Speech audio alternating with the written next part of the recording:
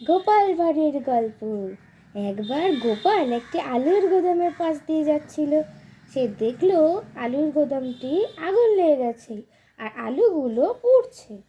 সে কি করলো, সে কাছে একটা মুদির দোকান ছিল, সেখান থেকে একটুখানি নুন নিয়ে এসে গাছতলায় বসে 4টে আলু পোড়া মেখে খেতে লাগলো।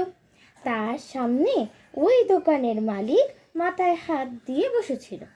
সে গোপাল কি করলো জানো, মালিকের কাছে গিয়ে কি বললো জানো?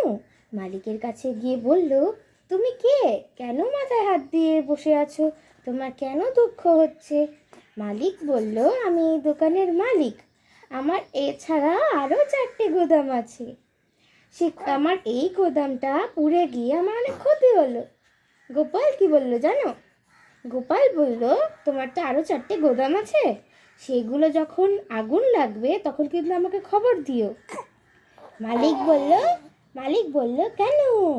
গোপাল বলল, তাহলে আমি নুন আর কাঁচা লঙ্কা নিয়ে সেখানে যাব, আলুগুলো শুধু শুধু নষ্ট হবে, তার থেকে খেয়ে নেওয়া ভালো। সেই কথা শুনে ওই কর্মচারী, দোকানের মালিক, সবাই গোপালকে তাড়া করলো। ভালো লাগলো? লাগেনি ভালো?